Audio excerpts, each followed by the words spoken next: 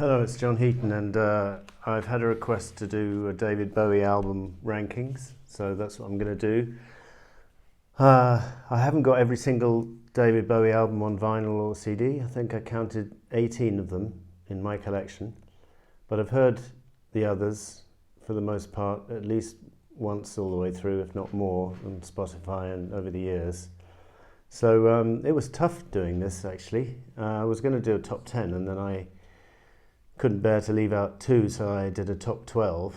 Could have done a top 15, I suppose, but I thought, you know, I've included the 12 albums here which really mean a lot to me. I mean, that there are 3 albums I've had to miss off, which are pretty well-known albums from his catalogue, and so don't be upset if you don't agree with me.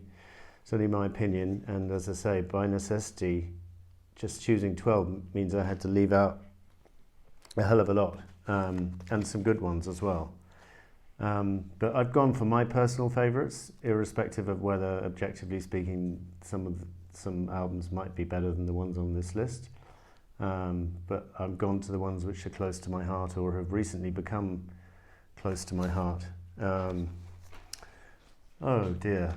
The number 12, I don't have the CD with me to show you. I got it in the other room. It's Reality from 2003. And I only picked this up maybe 5 years ago, a bit more maybe, because from Let's Dance onwards I was put off by Bowie for years and years, and I didn't really follow his career.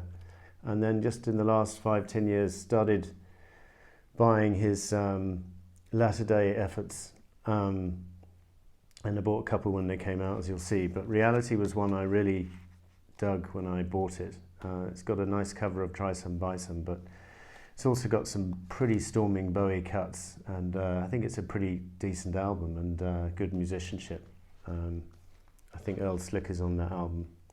And then number 11 I've got Black Star, which was his final album, which came out like the week he died, which was quite mysterious, the fact that he literally was releasing a new album almost within a couple of days of dying. So this was immediately cast a shadow over the album, and it's pretty appropriate that it's a black cover and it's a black. I guess he knew he was dying, so he named the album this, and there's a kind of sense of foreboding all over it, really. Although it's got some very uplifting production from Tony Visconti and some nice use of strings, and I think there's hardly a weak track on here, and I particularly like, apart from the title track, which is great, and Lazarus, the single. A Pity She Was a Whore is great. Girl Loves Me is superb, and the last song, I Can't Give Everything Away, has some superb production from Tony Visconti, and who'd worked with David Bowie pretty much throughout his career. Number 10, I've got The Man Who Sold the World. I don't have this on vinyl. So this was interesting because it's got Mick Ronson on guitar and Mick Woodmansey on drums, who would later do the drumming on Hunky Dory and Ziggy and Lad Insane. But yeah, it's just something missing slightly in terms of the songwriting, in my opinion. Nothing major, just all the elements are there, and there's some great tracks on here like The Width of a Circle and The Superman and The Man Who Sold the World, but it doesn't quite have the same consistency as Hunky Dory, and hence it's lower on my list. But you can see the makings of David Bowie's great period in this album. Number 9, I've got The Next Day, which is came out 2013, and as you can see, they're mimicking the cover of Heroes there. And this was a joy when it came out, and great musicianship again. Earl Slick's on guitar duties. I think Tony Levine plays on a couple of tracks as well. I absolutely love Valentine's Day, and I'd Rather Be High, and I love Dirty Boys Near the Beginning. The Boss of Me. It's actually a double album on vinyl. It was very much a return to form as far as I was concerned, because I wasn't really familiar with his work in detail since Scary Monsters. So for me, that was a bit of a revelation when that album came out. And then after that being so good, I think that's what prompted me to go out and get Reality and Heathen. So Heathen I have number 8, and I must pick this up on vinyl because this is a very strong album. And by the way, don't have it with me, The Ultimate Music Guide, yeah, here it is. As always, a valuable companion piece if you want to assess Bowie's albums and read essays on each album with track rankings. They give Heathen actually a very strong review in this album, in this magazine. The essay written by David Quantick. So this is, I love it. The opening track, Sunday, sets the tone, and then Slip Away is just brilliant. Slow Burn is marvellous, and Bowie's back to his magical covers here. I think this is a great latter-day album, and hence it's pretty high on my list at number 8. Number 7, I've got Lodger from 1979, which is the middle of his so-called Berlin trilogy, or maybe the end of it actually, because Low, Heroes and Lodger were supposed to be that trilogy. But I think that kind of period probably started with Station to Station and maybe ended with Scary Monsters, because you've got George Murray on bass and Dennis Davis on drums for the most part on those 4 albums, and Carlos Alomar is on guitar throughout. And you just get, I think this is the best sounding period of Bowie's career, this 76 to 80, bar none, and that includes the Ziggy period. So this album is known for the singles DJ and Boys Keep Swinging, but it's also got Look Back in Anger and Fantastic Voyage and tracks like Move On, Red Sails. I think it's a really consistent album, and it doesn't have the instrumentals that Low and Heroes have, so it's a full album of songs, which I probably think counts in his favour. Then after that we've got number 6, Diamond Dogs, 1974, and I'll just show you the full gatefold, wonderful cover. And this has got some interesting variations because the Mick Ronson and Mick Woodmansey had been retired, and Trevor Bolder, the bass player, and replaced by Herbie Flowers on bass, Tony Newman on drums, Ainsley Dunbar on drums, Mike Garson on keyboards. So Diamond Dogs, what a great album. My favourite track on the whole album is Big Brother, but I think We Are the Dead in 1984, the whole thing was a concept piece around George Orwell's novel, 1984, and very atmospheric.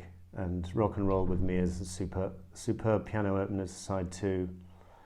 And then Rebel Rebel was the big hit on here. Diamond Dogs is a storming title track.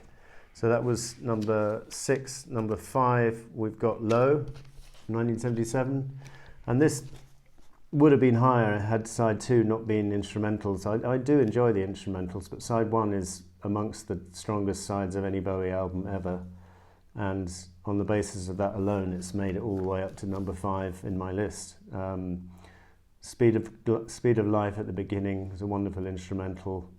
Breaking Glass is brilliant. What in the World, top notch. Sound and Vision, one of the best, albeit commercial, songs of his career. Love it. Always Crashing in the Same Car. Possibly in my top 10 David Bowie songs of all time. Be My Wife was a single with a hilarious video, check it out. And the rest of the album's decent. That was number 5. Number 4, we've got Hunky Dory, 1971, with, as I say, that band which started on The Man Who Sold the World to Mick Ronson. Mick Woodmansey, I think, is Trevor Bolder on board by this time? Does it say? Doesn't actually say the musician credits, but I think he was on board. But this is just a wonderful album from the track changes at the beginning. Oh You Pretty Things. A lot of these are captured on video.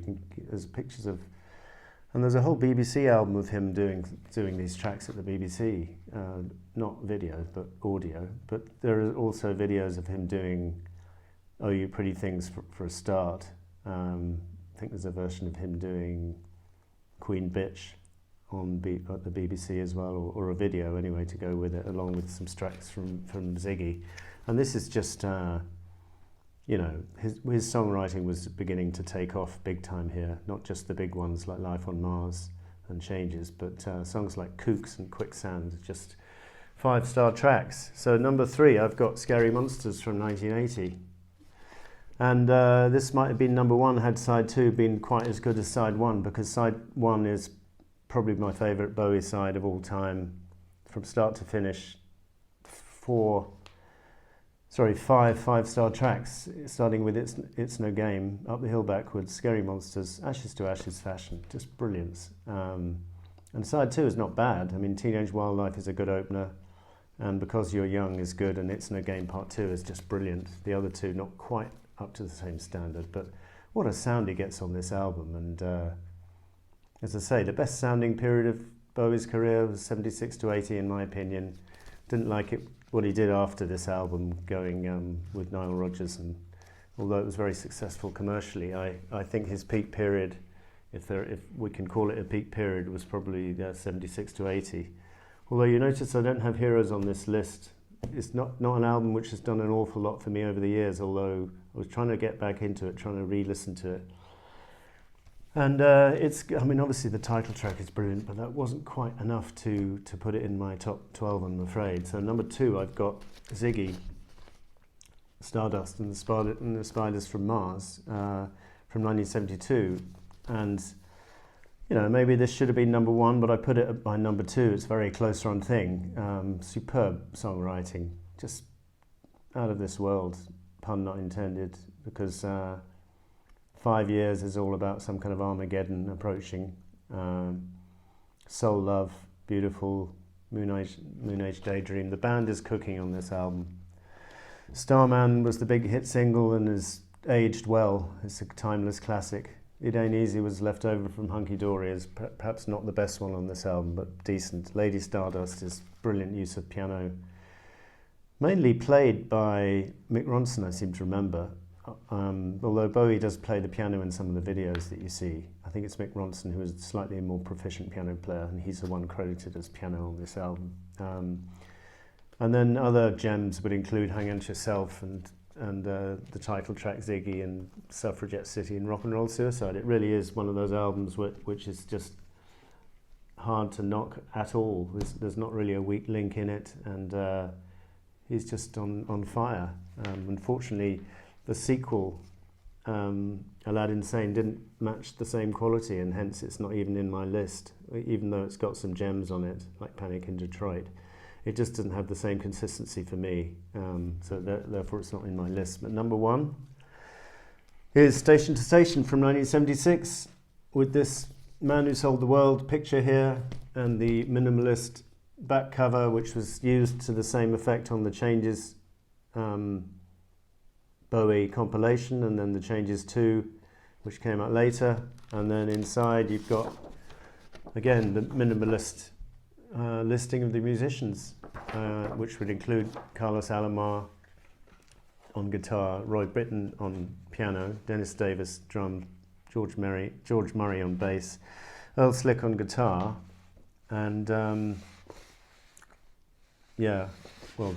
David Bowie's obviously playing guitar as well. So Station to Station, what can one say? It's just the reason I prefer it over Low is because it's an album full of songs. Although side 1 of Low is every bit as good as any of these two sides, taken in its entirety. This is an album of songs, and the title track is an epic. Golden Years is just wonderful. Word on the Wing is superb with the strings and stuff. TVC 15 is a good opener to side 2. Stay is an outstanding track with a great guitar work from Carlos and Earl Slick. And then Wild Is the Wind is a cover song at the end, but David Bowie makes it his own, and there's a superb video of him doing that for the Changes 2 compilation recorded in 81. There's a black and white video of him doing that with a different band, I think. There's a guy playing double bass and stuff. This album is, as I say, sonically the best band, the best rhythm section that he had in his career, in my opinion. And I think songwriting, it's a little bit more timeless. That maybe the Ziggy period is a little bit dated, but that's being a bit harsh, because I think the Ziggy album and this album, they both stand the test of time, and so does Low, and so do many of the others, and so do some of the ones which are not even on my list, perhaps. So this was my top 12 David Bowie albums. I hope you agreed with some of it, and no problem at all if you disagree strongly or not so strongly. It's just my opinion. So thank you for watching. See you next time.